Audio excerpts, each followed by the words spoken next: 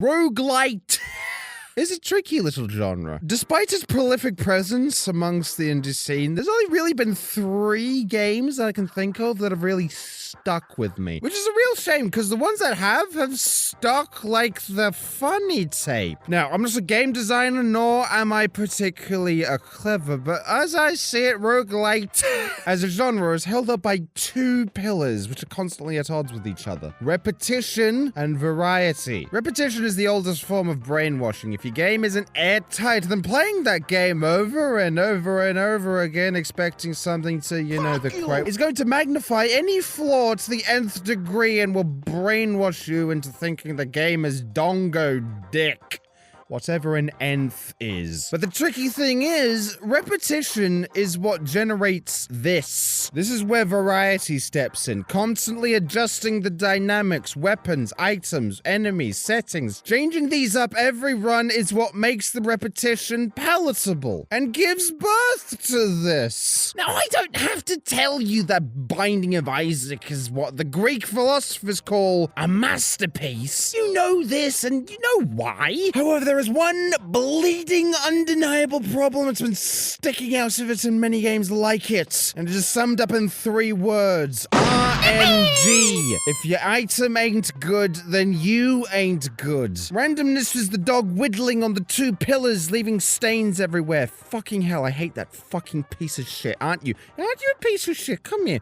You good piece of fucking shit. Saboya is about many things, but skill is not one of them. But you wanna know what is about skill? First-person shooters. Now, don't get me wrong here. FPS is a woefully oversaturated genre, but I'd be lying if I didn't admit it comprised of most of my favorite games ever. And my favorite aspects of it is the fact that the skill ceiling is so broad. If you just want to fuck around, you go right ahead, you cheeky bastard. Just ignore the meanie bobinis. But if you want to get into some hardcore shit pushing, then the sky is the limit. Just look at this guy. He just shot 5 guys. How the fuck do you do that? You can't even shoot in this game. So of course I've wanted a game that's just this and this to be a thing for many years now. This got bloody close, slaughtering murderous root vegetables, one after my own heart, I see. Too bad it's fucking boring. If the levels didn't actually change every run, the devs are just fucking with you. I genuinely could not tell the difference. I'm just too distracted by the fact that I keep forgetting I even own this game. Then of course there was Strafe, aka Binding of Isaac for 90s kids, aka a fucking tight game. Strafe is an FPS roguelike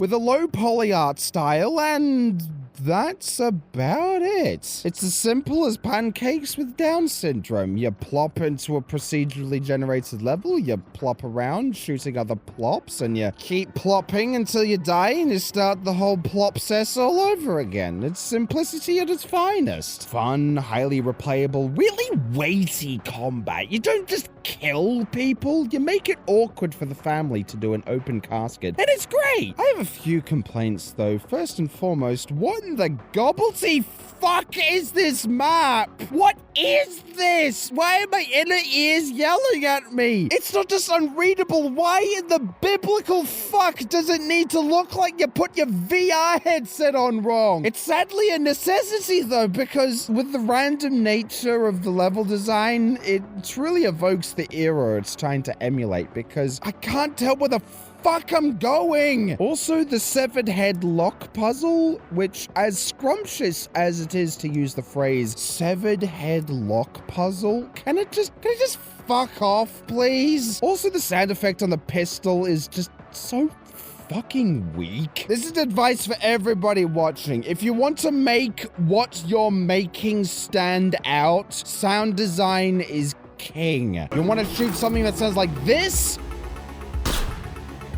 Or shoot something that sounds like this. But please don't let you think the sound design is bad. Just listen to that soundtrack. Just fucking slamming. But probably the biggest accolade that I would be willing to give this game is that it's actually actually skill-based. If you are good enough at the game, you can just beat the game. None of this fucking Isaac fucking had the best items, but you only got half the key, so fuck you. You don't get a crack at Mega Stand, you fucking time-wasting fucking prick. Fucking stupid. It's almost like this game is a metaphor for abuse or something.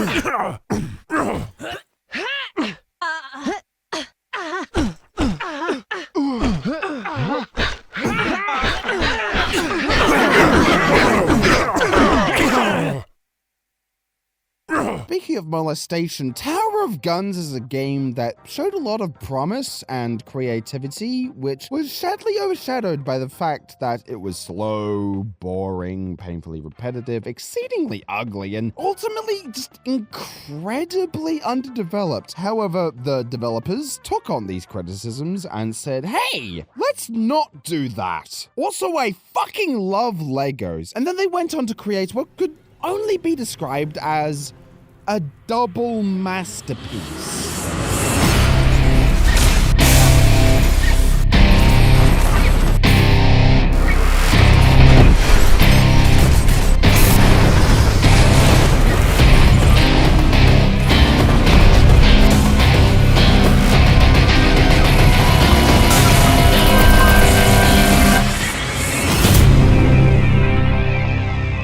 Full disclosure, this game was given to me as a free review code. This footage was taken before final release and may or may not represent the final product. So if I was to describe this like a games journalist, I'd say it's Binding of Isaac meets Doom 2016 meets Besieged. And it's a bit tricky here and there, so I guess it means it's Dark Souls.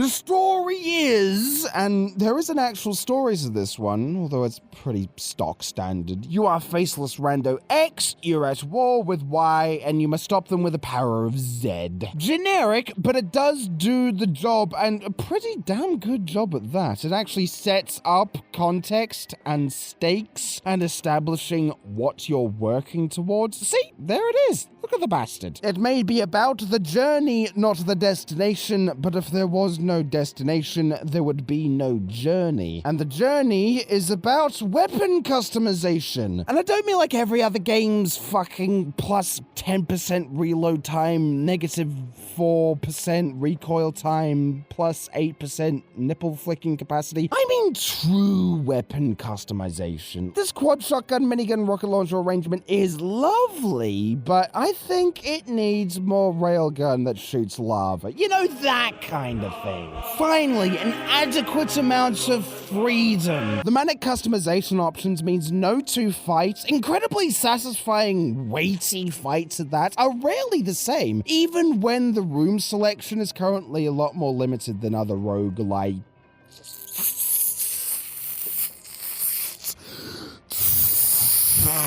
And while we're on complaints, balancing is really weird. I understand that balancing is tricky when you're dealing with 3 miniguns and a flamethrower, but at the same time, it's really easy to become overpowered, or sometimes it's the opposite, and it's bureaucratically impossible. Also, if I'm gonna be honest, I'm still not 100% sold on this idea of first-person bullet hells that the developers keep trying to sell me. Bullet hell's genre is all about precise movement, and when it comes to precise movement from the first-person perspective, to quote Reggie Nintendo, no. However, Shigeru Regimoto also said, if the game is not fun, why bother? And that philosophy is tattooed on this video game's fucking eyeballs. I mean, for God's sake, the melee is motherfucking JoJo. You really think I can criticize this shit?